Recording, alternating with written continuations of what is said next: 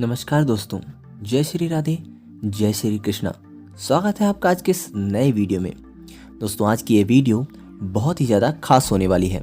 आज के इस वीडियो में हम आपको बताएंगे कि कैसे आप वृंदावन के सभी प्रमुख मंदिरों को केवल एक दिन में कैसे घूम सकते हैं। आपको वृंदावन में कहाँ पर रुकना चाहिए जहाँ से आपका ट्रांसपोर्ट का खर्चा कम से कम हो, साथ ही साथ आप एक दिन के अंदर सारे प्रमुख मंदिरों को कवर कर पाएं। तो बिना देर किए हुए वीडियो को शुरू करते हैं। इस वीडियो में वृंदावन के बांके बिहारी मंदिर सहित रंगनाथ जी मंदिर, निधिवन, शाहजी टेम्पल, केसी घाट, लक्ष्मी माता मंदिर बेलवन और इसके साथ साथ माता वैष्णो धाम वृंदावन और प्रेम मंदिर और इस्कॉन मंदिर जैसे सारे मंदिरों का हम आपको भ्रमण कराएंगे। उनकी टाइमिंग बताएंगे और उनकी डिस्टेंस सहित ये भी बताएंगे कि आप वहाँ पर कैसे पहुँच सकते हैं। वृंदावन पहुँचने के लिए सबसे पहले आपको आना होगा मथुरा। हम लोग जब नए साल पर घूमने गए थे तो हम मथुरा जंक्शन पहुँचे थे।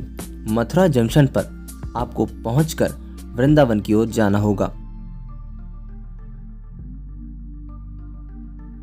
दोस्तों, अगर आपके लिए वृंदावन में एक दिन में सारे मंदिरों को घूमना है तो इसके लिए आपको एक दिन पहले रात में आना होगा, जिससे कि आप पहले मथुरा आएँ, उसके बाद आप मथुरा से वृंदावन पहुँचें और वृंदावन में आप रात को किसी भी आश्रम या होटल में आसानी से रुक सकते हैं। और वहाँ पर रुकने के बाद हमारा मंदिरों में घूमने का सफ़र जो होगा वो सुबह से शुरू होगा। तो चलिए चलते हैं और बताते हैं आप कहाँ पर स्टे कर सकते हैं।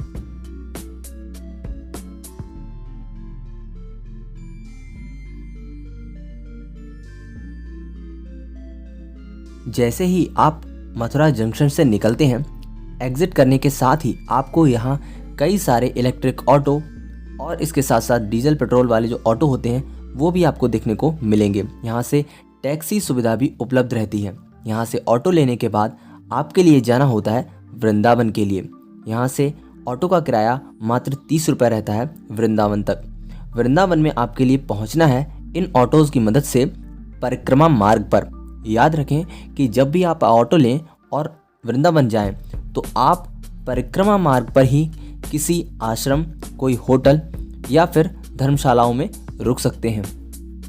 दोस्तों, मथुरा से वृंदावन की ये दूरी जो है वो लगभग 11 किलोमीटर के आसपास रहती है। ये जो मैं 11 किलोमीटर बता रहा हूँ वो डिस्टेंस मथुरा जंक्शन से लेकर वृंदावन में परिक्रमा मार्ग तक है। 10 से 11 किलोमीटर तब जब आप पहुंचेंगे तो वहां पर परिक्रमा मार्ग पर आपके लिए ठहरने के लिए काफ़ी सारे आश्रम, धर्मशालाएं और होटल्स देखने को मिलेंगे। याद रखें कि आपका जो स्टे हो वो ऑफ सीज़न में हो, यानी अगर आप नए साल पर, जन्माष्टमी पर या होली के समय आप जाएंगे तो आपके लिए एडवांस बुकिंग करानी होगी, चाहे वो कोई होटल हो, चाहे कोई आश्रम या कोई भी धर्मशालाएँ। वहाँ पर काफ़ी ज़्यादा भीड़ देखने को मिलेगी। लेकिन अगर आप ऑफ सीजन जाते हैं तो आपके लिए परिक्रमा मार्ग पर उपस्थित सारी ये जो धर्मशालाएं आप देख रहे हैं बनी हुई हैं हमारे चारों ओर, इन सभी में स्टे करने में कोई भी दिक्कत नहीं होगी। आपको पहले से बुकिंग कराने की भी ज़रूरत नहीं है। लेकिन कुछ आश्रम ऐसे हैं जहां पर पहले से बुकिंग करानी होती है। हम जिस आश्रम में रुके थे वहां पर पहले से बुकिंग करानी होती है। अगर आप परिक्रमा मार्ग पर ठहरते हैं तो आपके लिए बांके बिहारी, रंगनाथ जी मंदिर, निधिवन, शाहजी मंदिर और बाकी सारे प्रमुख और कुछ छोटे मंदिरों तक पहुंचने में आसानी होती है, जिससे आपका ट्रांसपोर्ट का खर्चा काफ़ी बच जाता है। इनकी सारी डिस्टेंस जो होती है वो लगभग 1 से 1.5 किलोमीटर के आसपास ही रहती है। और इसी तरह आप देख सकते हैं हमारा आश्रम आ गया। जब आप किसी होटल में आकर रात के लिए रुकेंगे और अगले दिन आपको सुबह शुरुआत करनी है बांके बिहारी जी के दर्शनों के साथ। यहाँ आप आसानी से पहुँच सकते हैं। अगर आप परिक्रमा मार्ग पर ठहरे हैं तो आपके लिए बांके बिहारी की डिस्टेंस जो होगी वो लगभग 2 से 2.5 किलोमीटर के आसपास होगी, जिसे आप पैदल ही कवर कर सकते हैं। बांके बिहारी जी के दर्शन का समय सुबह 8 से 1 और शाम को 4:30 से 8:30 रहता है। तो आपके लिए सजेशन ये है कि आप 7 बजे बांके बिहारी जी के दर्शन के लिए पहुँच जाएँ और आपके लिए आसानी से बहुत ही अच्छी तरीके से दर्शन हो जाएंगे। यहाँ पर पेड़े का प्रसाद लगाया जाता है। बांके बिहारी जी के दर्शन करने के बाद आपके लिए जाना होगा रंगनाथ जी मंदिर। बांके बिहारी जी पहुँचने पर आप वहाँ पर दर्शन करेंगे और दर्शन करने के बाद वहाँ आपके 9 बजे तक दर्शन कंप्लीट हो जाएंगे। आप पैदल ही बांके बिहारी से रंगनाथ जी जा सकते हैं, क्योंकि इसकी डिस्टेंस केवल 1.8 किलोमीटर्स रहती है। अब बात करते हैं रंगनाथ जी मंदिर। ये आ गया हमारा रंगनाथ जी मंदिर। रंगनाथ जी मंदिर का समय 6 से 7, 9 से 11 और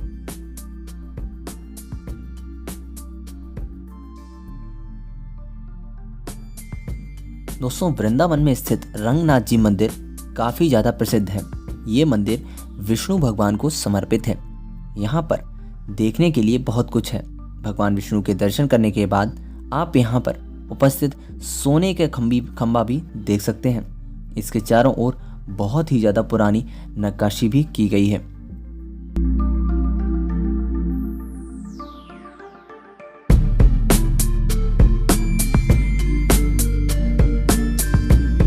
और ये देख सकते हैं मंदिर के बीच परिसर में लगा हुआ है सोने का खंबा। मंदिर के पश्चिमी गेट की तरफ 50 फीट ऊंचा लकड़ी का एक रथ है, जो साल में केवल एक बार ब्रह्मोत्सव के दिन निकाला जाता है। इसके साथ ही यहाँ पर देखने लायक बहुत कुछ है। और दोस्तों इस मंदिर को स्वर्ग का द्वार भी कहा जाता है, क्योंकि इस मंदिर में एक बैकुंठ द्वार भी है।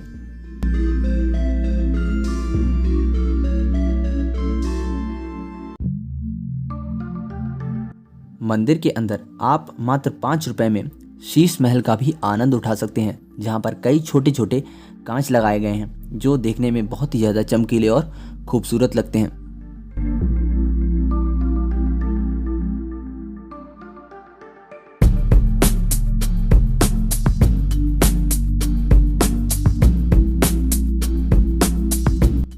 दीवारों पर अत्यंत सुंदर कलाकृतियों के साथ इनमें रंग भरे गए हैं। इसके साथ साथ इस मंदिर में एक कुंड भी है, जिसका नाम ब्रह्मा कुंड है। मंदिर के दूसरे गेट की तरफ बहुत ही सुंदर कलाकृतियों के साथ स्तंभ बनाए गए हैं, जहां से नज़ारा बहुत ही खूबसूरत लगता है। दोस्तों 9 बजे से लेकर 10 बजे लगभग 1 घंटे रंगनाथ जी मंदिर घूमने के बाद अब हम आ चुके हैं निधिवन में। दोस्तों रंगनाथ जी मंदिर से लेकर निधिवन तक का रास्ता लगभग 1 किलोमीटर का है। आप पैदल ही इसको पूरा कर सकते हैं और इसकी दूरी पैदल लगभग 800 मीटर के आसपास ही पड़ती है। निधिवन का जो समय रहता है वो सुबह 6 बजे से लेकर शाम को 8 बजे तक रहता है। आप किसी भी वक्त यहाँ आकर ईश्वर के दर्शन कर सकते हैं। यहाँ पर देखने लायक बहुत कुछ है। यहाँ पर आपको एक सावधानी बरतनी है कि यहाँ के बंदरों से सावधान रहें, क्योंकि ये आपकी चीज़ें ले जा सकते हैं, जैसे कि मोबाइल और चश्मा वगैरह। निधिवन का भ्रमण करने के बाद आप निधिवन से मात्र 250 मीटर दूर स्थित शाहजी टेम्पल में जा सकते हैं। निधिवन से शाहजी टेम्पल की दूरी बहुत ही ज़्यादा पास में है। 250 मीटर की दूरी पर ही पड़ता है शाहजी टेम्पल। एक बात आपको याद रखनी है कि बांके बिहारी से आपको रंगनाथ जी मंदिर, निधिवन मंदिर और शाहजी टेम्पल, ये जो पूरा इलाका है ये काफ़ी ज़्यादा क्राउडेड है और आपको मार्केट से होकर गुजरना पड़ता है। तो आप पार्किंग का खास ख्याल रखें। आप कोशिश करें कि आप यहाँ पर पैदल ही आएँ, या आप ऑटो की भी मदद ले सकते हैं। आपका अपना खुद का वाहन होगा तो यहाँ पर आपको आने में दिक्कत होगी। दोस्तों श्री कृष्ण के निजधाम वृंदावन में टेढ़ा खंबा मंदिर के नाम से विख्यात शाहजी मंदिर अपनी अलग धार्मिक पहचान रखता है। वसंत पंचमी के अवसर पर इस मंदिर के विशेष वसंत कमरे में विराजमान ठाकुर राधा रमण लाल जी यानी राधा कृष्ण जी के दुर्लभ दर्शन के लिए देश के कोने कोने से लोग यहाँ पर आते हैं और ये मंदिर साल में मात्र 2 बार खुलता है। दोस्तों निधिवन और शाहजी टेम्पल आप लगभग 10 बजे से 11 बजे के बीच में आराम से घूम सकते हैं। इसके बाद आपको आना है केशी घाट की ओर। दोस्तों शाहजी टेम्पल से केशी घाट तक का रास्ता लगभग 800 मीटर के आसपास रहता है। यहाँ पर केशी घाट पर आप आराम से भ्रमण कर सकते हैं, बोटिंग का आनंद उठा सकते हैं और यहाँ के खूबसूरत नज़ारे देख सकते हैं। दोस्तों केसी घाट पर संध्या के समय यमुना जी की आरती भी होती है। दोस्तों केसी घाट घूमने के बाद अब हम आपको बताने वाले हैं एक बहुत ही अद्भुत जगह के बारे में, जो केसी घाट से यानी कि हम कह सकते हैं यमुना जी के घाट से लगभग 5.3 या 5.5 किलोमीटर दूरी के आसपास पड़ती है, जिसका नाम है लक्ष्मी माता बेलवन मंदिर।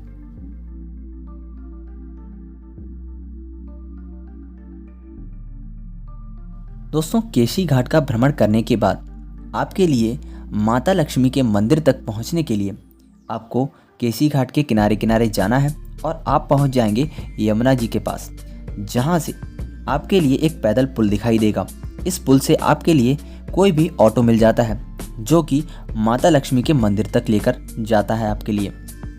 केसी घाट से लक्ष्मी माता मंदिर बेलवन की दूरी जो है वो लगभग 5.5 किलोमीटर के आसपास पड़ती है और ये मंदिर 24 घंटे खुला रहता है।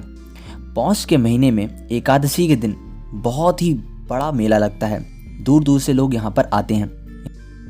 दोस्तों पूरे पौष के महीने में प्रत्येक गुरुवार को ये जो मेला आप लगा हुआ देख रहे हैं ये चालू हो जाता है और यहाँ पर बहुत ही बड़ी मात्रा में लोग आते हैं और बहुत ज़्यादा भीड़ उमड़ती है। 2 व्हीलर्स और 4 व्हीलर्स जो आप अभी देख रहे हैं ये लगभग 2 किलोमीटर पहले ही रोक दिए जाते हैं और वहाँ से लोगों को यहाँ पैदल आना पड़ता है। ये सारी चीज़ें पौष के महीने में बहुत बड़े पैमाने पर होती हैं, लेकिन आप किसी भी दिन और किसी भी समय यहाँ पर दर्शन के लिए आ सकते हैं। यहाँ पर प्रसाद के रूप में गुड़ का भोग लगाया जाता है, साथ साथ यहाँ पर खिचड़ी भी बनाई जाती है जो प्रसाद के रूप में श्रद्धालुओं को बांटी जाती है। ये आप देख सकते हैं हमारे सामने लक्ष्मी माता का मंदिर। यहाँ पर आकर लोग माता रानी के दर्शन करते हैं, अपनी मनोकामनाएं मांगते हैं और यहाँ पर पीछे सतिया जो बनाए जाते हैं वो गोबर के बनाए जाते हैं और जिनसे लोगों की अपनी आस्थाएं और मनोकामनाएं जुड़ी रहती हैं। मंदिर के बारे में ऐसा कहा जाता है कि यहाँ पर माता लक्ष्मी बाल गोपाल रूप में श्री कृष्ण के साथ तपस्या कर रही हैं। ये है इस मंदिर का संपूर्ण पता। लक्ष्मी माता बेलवन के दर्शन करने के बाद हम आ गए थे अपने आश्रम वापस। आप भी जहाँ पर ही स्टे हो वहाँ पर आप वापस आ सकते हैं, ठहर सकते हैं, रुक सकते हैं और अपना लंच कर सकते हैं, क्योंकि लगभग दोपहर के समय सारे मंदिर बंद होते हैं। उनके जो पट होते हैं वो लगभग 4 बजे के आसपास ही खुलते हैं। तो अपने ऑटो की मदद से लगभग 3 या 4 बजे के आसपास हम निकल गए थे माँ वैष्णो देवी धाम वृंदावन की ओर। दोस्तों अब आपको जाना है जहाँ भी आप ठहरे हों वहाँ से माँ वैष्णो देवी धाम वृंदावन की ओर। इसकी दूरी लगभग आपके स्थान से लगभग 8.5 किलोमीटर के आसपास पड़ती है और यहाँ से ऑटो का किराया मात्र 20 से 25 रुपये रहता है। माँ वैष्णो देवी धाम की जो टाइमिंग है वो 8 बजे से लेकर दोपहर 1 बजे तक और शाम के समय में 4 बजे से लेकर 8 बजे तक होती है। सैटरडे संडे यहाँ पर आपको विशेष भीड़ देखने को मिलेगी, यानी कि वीकेंड्स पर आप जहाँ भी वृंदावन में घूमने जाएंगे आपको ज़्यादातर भीड़ देखने को मिलेगी। तो आपको सजेशन ये है कि आप अगर अच्छे से घूमना चाहते हैं, अच्छे से दर्शन करना चाहते हैं तो आप वीकेंड्स को अवॉइड करें और इसके साथ साथ जो पीक सीज़न होता है जन्माष्टमी, होली या फिर नए साल पर उनको अवॉइड करें तो आपको आराम से अच्छी तरीके से माता रानी के दर्शन होंगे। माँ वैष्णो देवी धाम वृंदावन बहुत ही ज़्यादा फेमस है और यहाँ पर बहुत बहुत दूर से श्रद्धालु माता रानी के दर्शन के लिए आते हैं। मंदिर के अंदर आपके लिए कैमरा अलाउड नहीं है, आप बाहर से ही मंदिर की फ़ोटोज़ खींच सकते हैं और यहाँ पर अंदर जूते और चप्पल और आपका कीमती सामान रखने के लिए व्यवस्था है। आपको वहाँ टोकन लेकर अपना सामान जमा कराना होता है। मंदिर में अंदर गुफा के अलावा मंदिर के ऊपरी भाग में माता रानी की बहुत ही विशाल प्रतिमा लगी हुई है। इस मंदिर में आकर आप 4 से लगभग 5:30 बजे तक दर्शन करने के बाद फ्री हो जाएंगे। 5:30 बजे आप यहाँ पर दर्शन करने के बाद जा सकते हैं प्रेम मंदिर की ओर। दोस्तों माँ वैष्णो देवी धाम से प्रेम मंदिर का जो रास्ता है वो लगभग 7.1 यानी लगभग 7 या 7.5 किलोमीटर के आसपास रहता है। यहाँ से आप वापस से ऑटो की मदद से प्रेम मंदिर की ओर जा सकते हैं। आपको ये बात याद रखनी है कि जब भी आप प्रेम मंदिर की ओर जाएंगे तब आपके लिए बीच में काफ़ी सारा जाम देखने को मिलेगा। तो आपके लिए सजेशन यही है कि आप 4 व्हीलर को अवॉइड करें, आप यहाँ के लोकल ट्रांसपोर्ट को ही यूज़ करें। प्रेम मंदिर की जो टाइमिंग रहती है वो रहती है 4:30 से 8:30 बजे के बीच में। तो आप शाम के लिए लगभग 5:30 बजे पहुँच जाएंगे और यहाँ के ब्यूटीफुल नज़ारों का आनंद उठाएंगे। मंदिर के अंदर बहुत ही ज़्यादा भव्य लाइटिंग शो देखने को मिलता है। दीवारों पर श्री कृष्ण की बाल लीलाओं को चित्रात्मक रूप दिया गया है। हर 1.5 मिनट या 1 मिनट के आसपास मंदिर की लाइटें बदलती हैं। अगर हम वृंदावन की बात करें तो बांके बिहारी मंदिर के अलावा प्रेम मंदिर जो होता है वो सबसे ज़्यादा बिजी प्लेस होता है। बांके बिहारी मंदिर के साथ साथ प्रेम मंदिर में भी बहुत ही बड़ी संख्या में श्रद्धालु यहाँ दर्शन के लिए आते हैं। यहाँ पर कई सारी मूर्तियाँ और पेंटिंग्स बनी हुई हैं।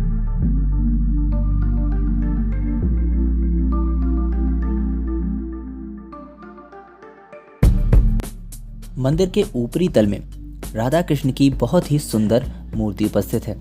इसके साथ साथ मंदिर में म्यूजिकल फाउंटेन शो भी होता है। मंदिर के बाहरी गेट की तरफ यहाँ पर बहुत ही सुंदर मूर्तियाँ भी हैं। प्रेम मंदिर से कुछ 550 मीटर दूरी के आसपास इस्कॉन टेम्पल वृंदावन स्थित है। अब हम आ चुके हैं इस्कॉन टेम्पल वृंदावन में। शाम के समय इस मंदिर में दर्शन का जो समय रहता है वो लगभग शाम को 4 बजे से रात को 8:30 बजे के आसपास तक रहता है।